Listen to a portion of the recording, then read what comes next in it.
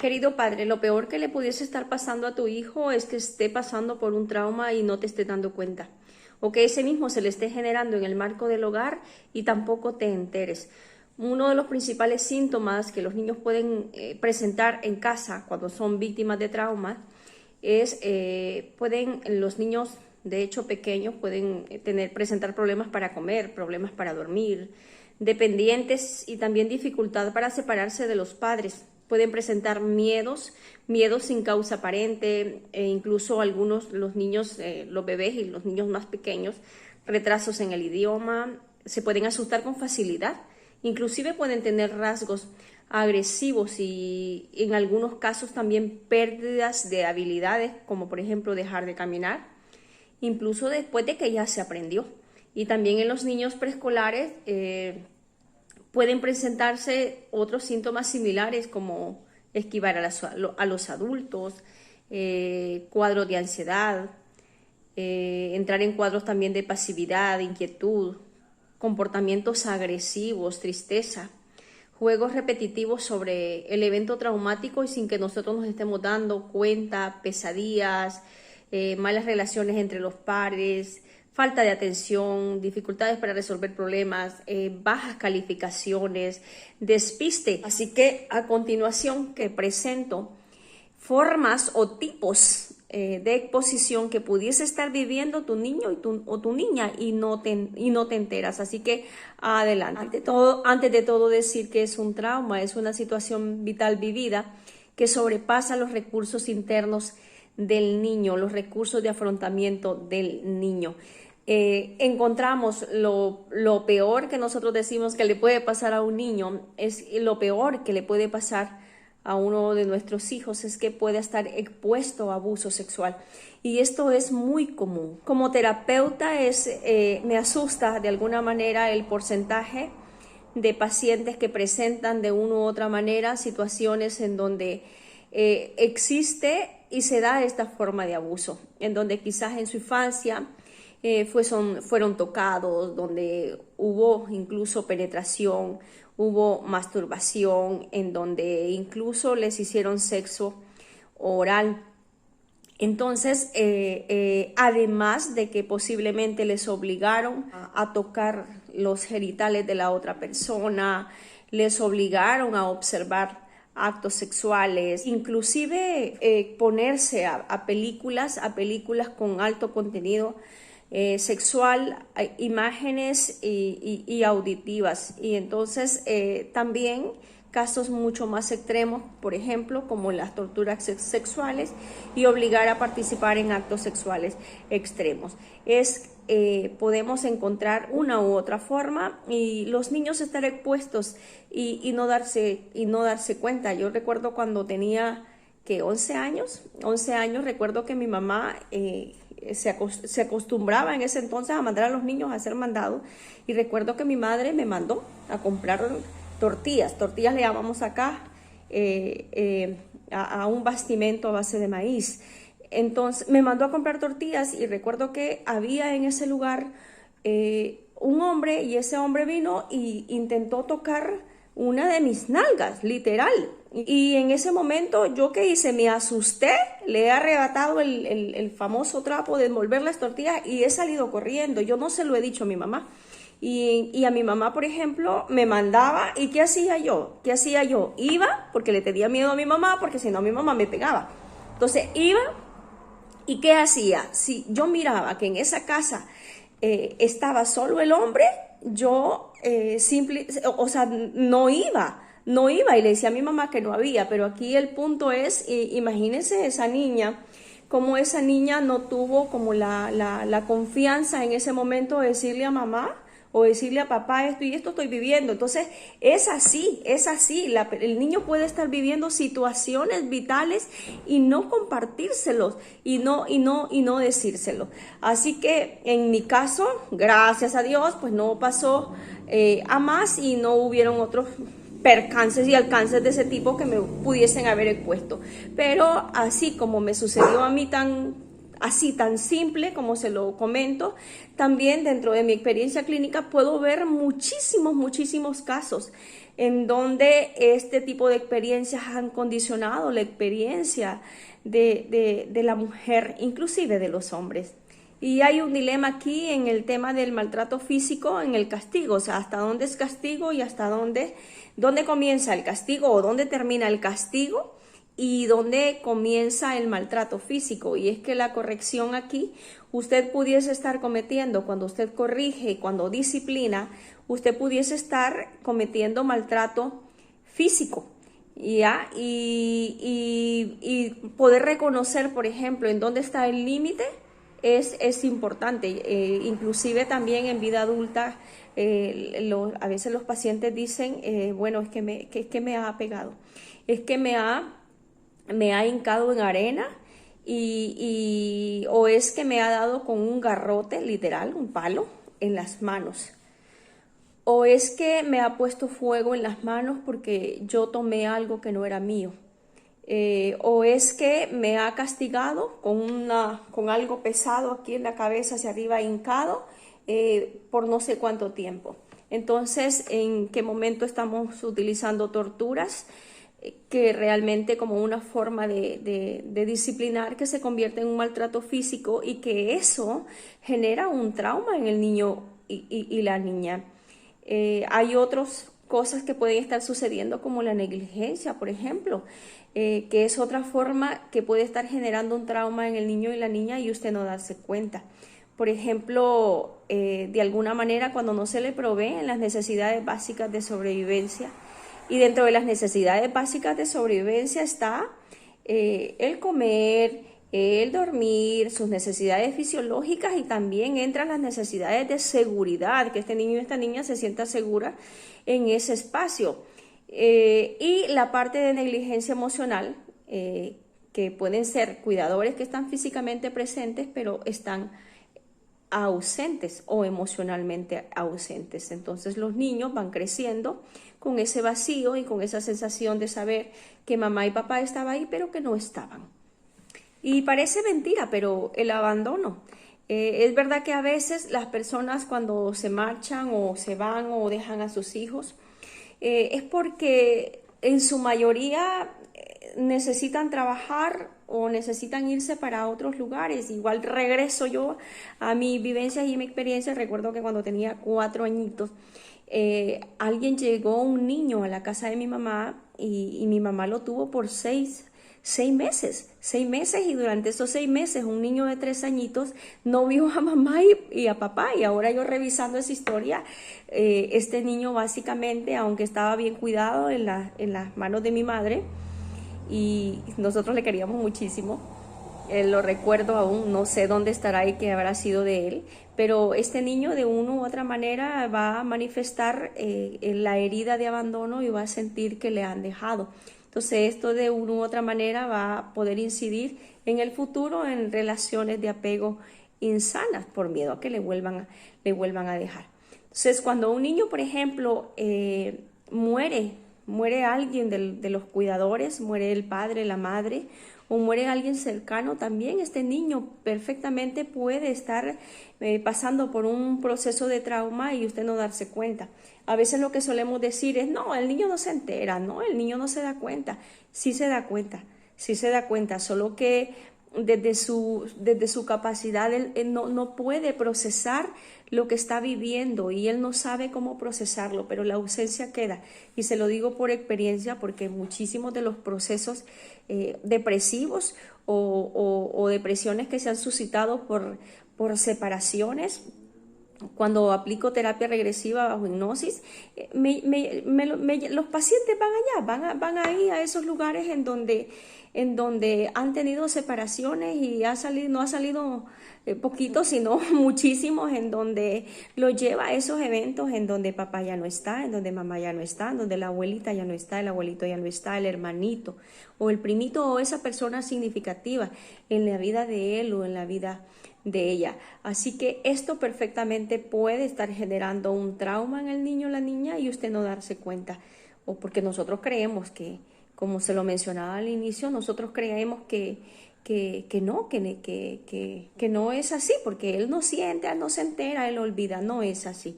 Son memorias que se dejan grabadas, que el niño las graba sin procesar, y luego en la vida adulta se activan,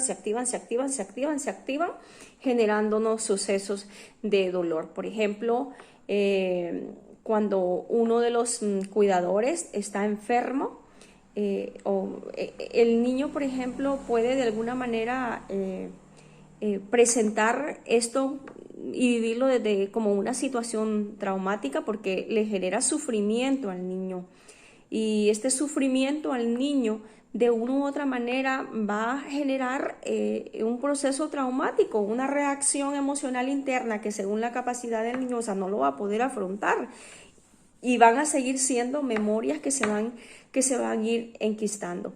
Y algo muy común que lamentablemente se ve en los hogares latinos, es bastante común lamentablemente, que es que los niños sean testigos de violencia. 80% de los pacientes, digo yo, tirando estadísticas al bolsazo, como decimos en nuestro país, pero más o menos, o sea, más o menos así.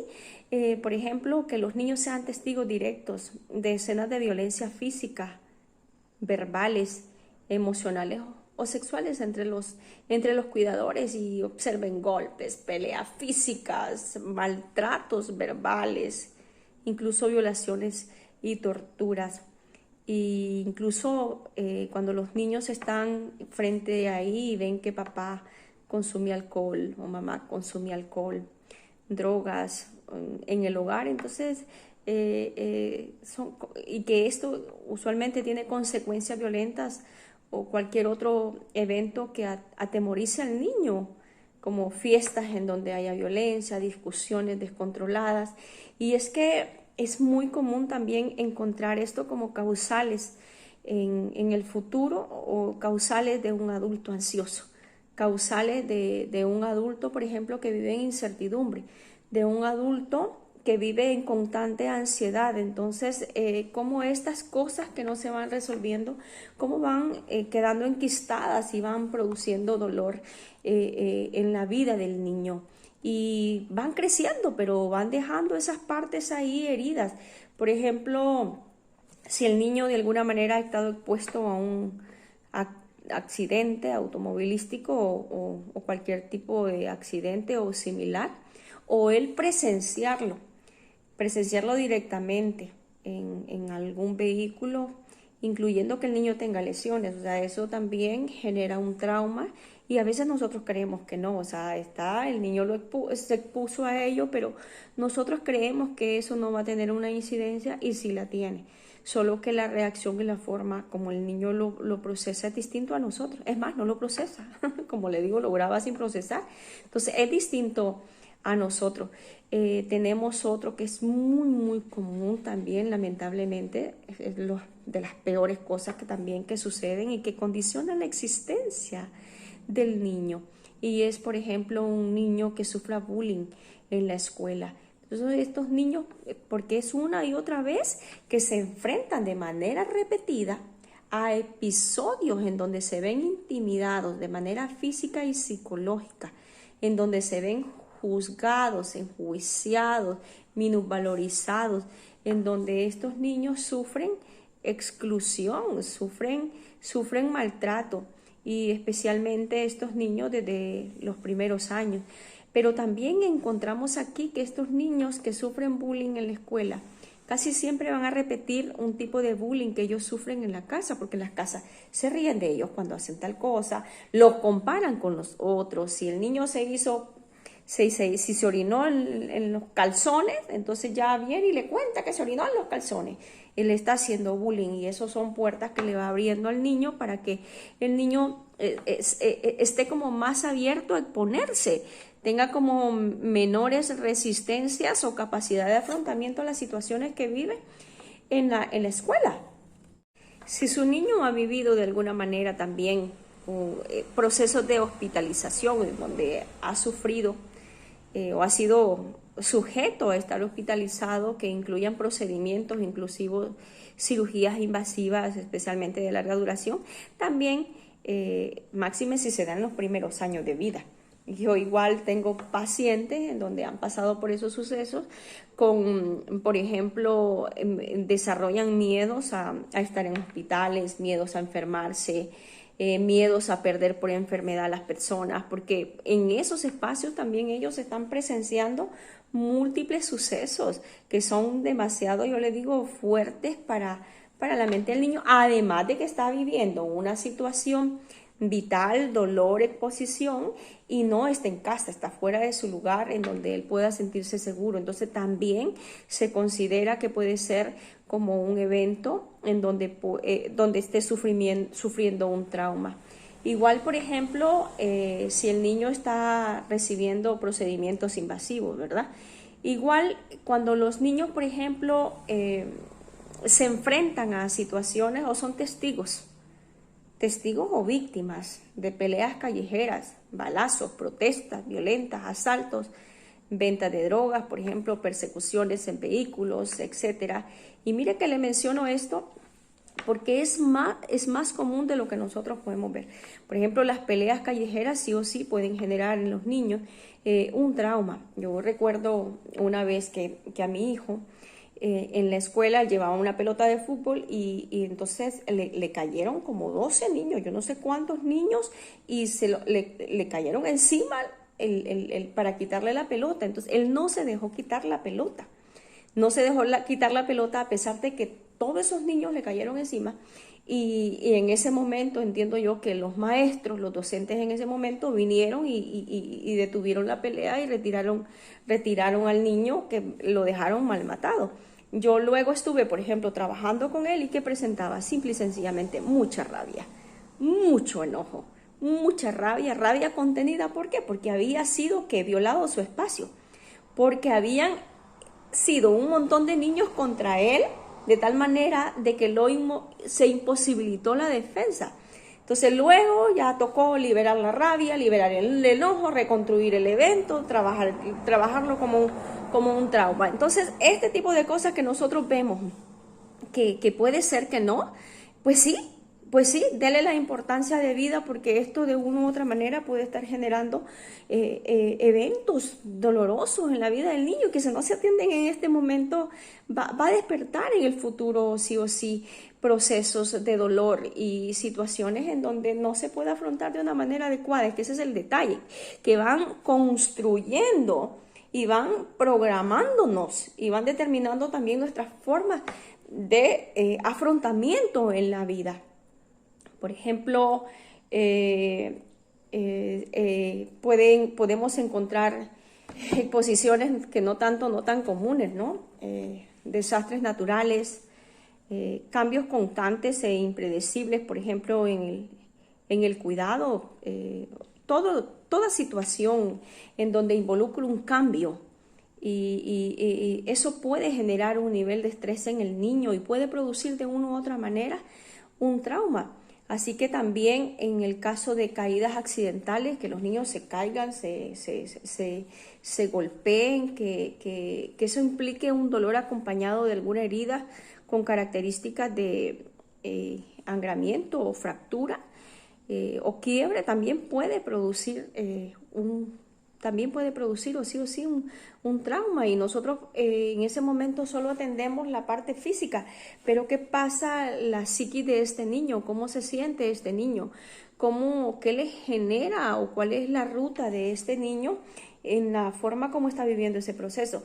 Así que bueno, le dejo estos para que usted lo revise muy bien, porque sucede que estos niños, fíjese bien, es como un trauma solapado. Usted lo ve ahí, pero usted cree que no. Entonces, este niño puede presentar síntomas y manifestaciones en cambio de actitudes, incluso agresivas, desconectarse, hiperactividad o sumisión o mantenerse callado, o conductas, por ejemplo, que sean extrañas y que puedan confundir a los terapeutas porque no saben qué es lo que le está sucediendo. Así que usted, atento por favor, cualquier cambio que tenga el niño en su conducta que no es habitual en él, preste mucha atención, porque algo puede estar sucediendo con él o con ella, y no les pido que despierten la paranoia, ¿no?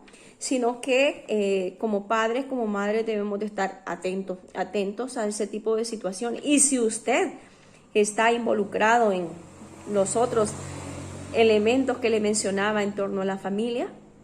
Entonces preste mucha atención a lo que está sucediendo y es bueno que su niño sea atendido y que igualmente usted que está viviendo esta situación vital con sus hijos. Si te ha gustado y te ha sido de utilidad, dale un like, suscríbete, también comparte con otras personas que creas que necesiten este tipo de información y que les pueda ser de utilidad. Todo sea por el bien de nuestros pequeños. Un fuerte abrazo y muchísimas gracias por abrir tu corazón y escuchar esto que te he compartido. Un fuerte abrazo. Soy Clara Cáceres.